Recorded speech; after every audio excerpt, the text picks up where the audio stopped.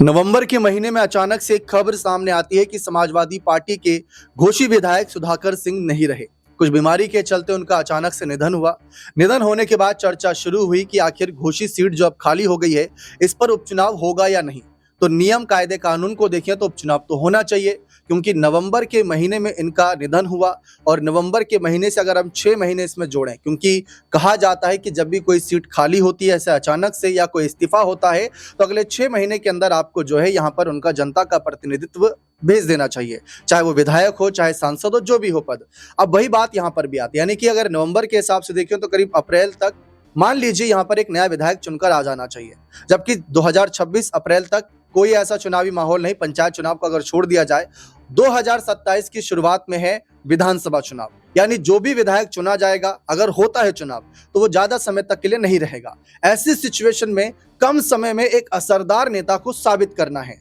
और साबित कौन करेगा, किसको आगे करेंगे, सभी जो पार्टियां हैं इस समय उत्तर प्रदेश में, सब पर ये चीजें निर्भर करती हैं। Samajwadi party, Bahujan Samaj party, Bharatiya Janata party, Chandrashekhar के Azad Samaj party, Congress party, Suheldev Bharatiya Samaj party, सभी पार्टियों पर यह बात निर्भर करती है कि इतने कम टाइम पीरियड में ऐसा कौन सा चेहरा आगे करें जो एकदम से यहां पर कह सकते हैं जनता के बीच आए, छाए और जीत जाए। फिलहाल इसी मुद्दे पर चर्चा करेंगे हम अपने खास वरिष्ठ सहयोगी अमन सर से कि घोषी उपचुनाव को लेकर जो नियम कायदे कानून है, सर ये तो कहते हैं कि उपचुनाव 6 महीने के अंदर हो जाना चाहिए। तो माना जा रहा है कि अगर कल को बंगाल या शुरुआत में जैसे मान लीजिए 2026 के जो भी इलेक्शन किसी राज्य के होंगे, तो उसके साथ हो सकता है कि यहाँ पर उपचुनाव हो। लेकिन अभी ऐसा कौन सा चेहरा आपको नजर आ रहा है, क्योंकि हमने अपने चैनल के माध्यम से कुछ रिपोर्ट्स दी, जिसमें हमने बहुजन समाज पार्टी से अतुल दाई की चर्चा करी, उमर अंसारी की चर्चा करी, सुभाषपा से हमने अरविंद राजभर की चर्चा करी, समाजवादी पार्टी से हमने सुजीत सिंह की चर्चा करी, बीजेपी से हमने विजय राजभर की चर्चा करी। लेकिन इन सब नामों में सबसे ज्यादा सुर्खियां फिलहाल अतुल राय बटोर रहे हैं, अरविंद राजभर बटोर रहे हैं क्योंकि ओपी राजभर के बेटे हैं, और सुधाकर सिंह के बेटे सुजीत सिंह बटोर रहे हैं। इनमें से आपको कौन सा चेहरा लग रहा है जो बाजी मार सकता है? देखिए, बिल्कुल घोसी सीट को लेकर जिस तरह से माहौल एक बनता हुआ दीपक नजर आ रहा है, तो यहाँ पर अगर हम आबादी के लिहाज से समझने का प्रयास करें कि जातिगत समीकरण अगर समझें, तो लगभग नजर आता है दीपक की 90% यानी 90% के आसपास का जो आंकड़ा है, उसमें मुस्लिम वोट बैंक नजर आता है, उसमें ओबीसी नजर आता है, उसमें जो है दलित वोट बैंक नजर आता है, यानी 10% जो है वो सवर्ण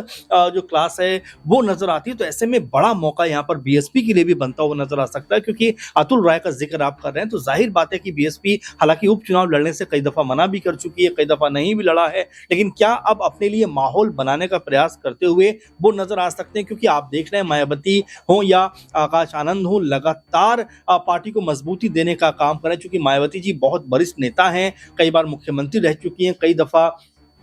जो है कह सकते हैं कि मजबूती के साथ में राज्य को चलाने का अनुभव उनके पास है। तो यहाँ हो सकता है कि अपनी पार्टी को ताकतवर बनाने के लिए अब वो जमीन पर उतरती हुई नजर आ जाए। आकाश आनंद जो युवा नेताओं की श्रेणी में है, लगातार बयानबाजी के लिए मशहूर है, तो ऐसे में क्या वो भी पार्टी को मजबूत कर सकते हैं? और क्या भी रणनीति बन सकती है कि भाई चलिए, अब तक तो उपचुनाव नहीं लड़ा बीएसपी ने, लेकिन अब अपनी ताकत को आजमाने के लिए, चूंकि 2027 बहुत करीब है, तो उससे पहले अपनी पार्टी को इकट्ठा करने के लिए और एक संदेश देने के लिए कि यहाँ पर हम जितनी ताकत से चुनाव लड़ रहे हैं, उत्तर प्रदेश में भी पूरे हम उसी ताकत के साथ में चुनाव लड़ेंगे। तो हो सकता है बीएसपी यहां पर अपना प्रत्याशी जो है वो उतारती हुई नजर आ जाए। क्या वो अतुल राय होंगे, क्या वो उमर अंसारी होंगे, ये अभी कहना बहुत जल्दबाजी हो जाएगा। लेकिन जाहिर बात है कि बीजेपी बीएसपी के लिए ये एक मौका तो जरूर है। सपा की बात करें, जो कि आप शुरू में ही बात कर रहे थे, क्योंकि सपा के विधायक यहां से थे जिनका निधन हुआ है, सुधाकर सिंह जी, उनके बेटे अब सुजीत सिंह का जिक्र इसलिए भी आ रहा है कि अखिलेश यादव के साथ में उनके रिश्ते बहुत मजबूत हैं।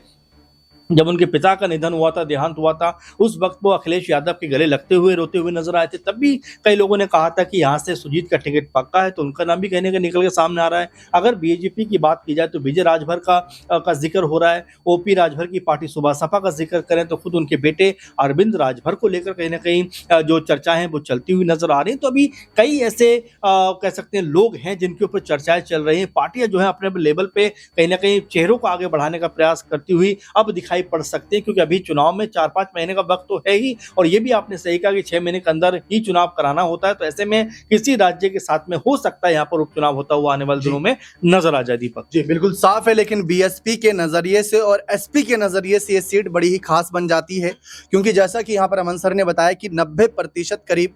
जो कह सकते हैं अल्पसंख्यक, ओबीसी और साथ ही साथ दलित समुदाय का एक गठजोड़ नजर आता है। उसमें कौन बाजी मार पाएगा, और इसके लिए सबसे सुनहरा मौका समाजवादी पार्टी जो पीडीए यानी पिछड़ा दलित अल्पसंख्यक की बात करती है, मायावती की बात कर ले जिन्होंने हाल ही में मुस्लिम भाईचारा कमेटी बनाई और इसके साथ साथ दलित वोट बैंक तो साथ चलता ही है उनके, और इसके अलावा ओबीसी वोट बैंक को साधने के लिए भी कुछ बड़े चेहरे आगे करने पर विचार कर रही हैं। तो इसीलिए ये सिचुएशन बेहद ही खास बन जाती है कि अगर बीएसपी अपना कैंडिडेट नहीं उतारेगी तो हैरानी तनिक भर भी नहीं होगी, क्योंकि उसके कुछ ही महीनों बाद वैसे भी विधानसभा चुनाव होने होंगे और बीएसपी भी साफ कहती है कि हम तो कोई ऐसी बड़ी पार्टी है नहीं जिसके पास इलेक्टोरल बॉन्ड के रूप में काफी बड़ा चंदा आ रहा हो, तो हम इतनी मेहनत कर ले, यहाँ पैसा लगा दे फिर वहां पैसा लगाएं। तो सोच समझ कर भी वो जो है अपने फैसले आगे के लिए लेंगे, क्योंकि अपने पत्ते छुपा कर रखेंगी। मायावती ऐसे ही नहीं 4 बार यूपी की सीएम बनी है, बहुत कुछ जानती है, इसलिए यहाँ पर समझना जरूरी है। लेकिन ये भी समझना जरूरी है कि बीएसपी पर आरोप लगते हैं कि वो बीजेपी की बी टीम की तरह काम करती है,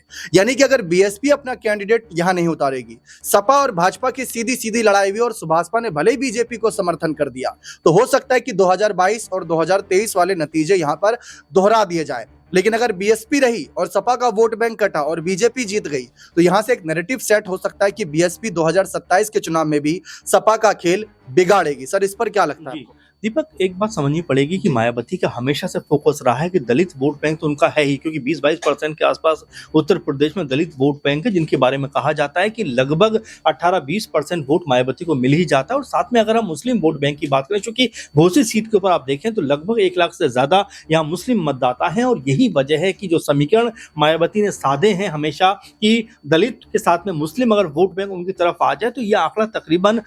40 के आसपास चला जाता है, जो मायावती को देता हुआ नजर आता है। तो क्या घोसी सीट के ऊपर जो समीकरण बनते हुए दिखाई पड़ रहे हैं, क्योंकि 1 लाख से ज्यादा यहाँ पर मुस्लिम वोट बैंक है और लगभग अगर टोटल कैलकुलेशन किया जाए ओबीसी और दलित और मुस्लिम वोट बैंक का, तो ये 90 या 85 से 90% के बीच बनता है, जो अपने आप में एक बड़ा मौका मायावती के लिए जरूर या उनकी पार्टी के लिए जरूर बनता है। तो मुझे ऐसा लगता है कि मायावती जी अब कोई बड़ा फैसला यहाँ पर करती हुई नजर आ सकती है, अपना जो प्रत्याशी उतारती हुई दिखाई पड़ सकती है। अमूमन ये भी कहा जाता है कि उपचुनाव लड़ने से परहेज वो करती है, लेकिन देखिए यहाँ पर एक तो पार्टी को रीस्टैब्लिश करने का मौका उनके पास, और दूसरा 27 में अब बहुत दिन का वक्त बाकी नहीं बचा है। 5-6 महीने इस चुनाव के बाद ऐसा होगा कि जब बचेगा, और उसमें तमाम रणनीति, तमाम तरह के दाव पेच पार्टियां आजमाती हुई दिखाई पड़ेंगी। अगर यहां पर बसपा चुनाव में जाती है, चुनाव अगर वो जीतती है, तो एक मैसेज उत्तर प्रदेश में जाएगा कि भाई बसपा को जो लोग ये मानकर चल रहे थे कि ये सिर्फ बीजेपी की बी टीम है, उनको यहां से मायावती करारा जवाब देती हुई नजर आ सकती है। अब यहां पर सपा की भूमिका क्या होगी, बीजेपी की भूमिका क्या होगी, ओपी राजभर की भूमिका क्या होगी,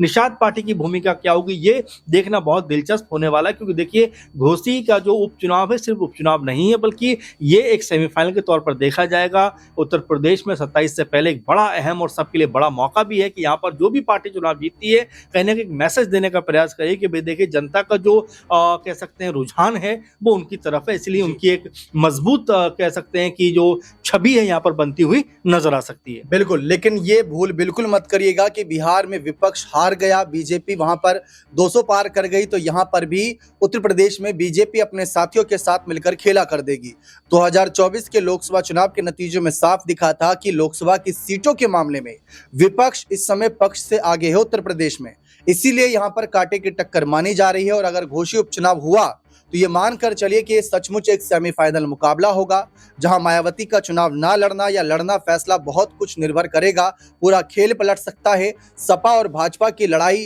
किस तरीके की रहेगी, कौन कौन उनके साथ खड़ा है, इस पर भी बहुत सारी चीजें उस वक्त निर्भर करेगी। बने रहे चैनल के साथ, बहुत बहुत शुक्रिया।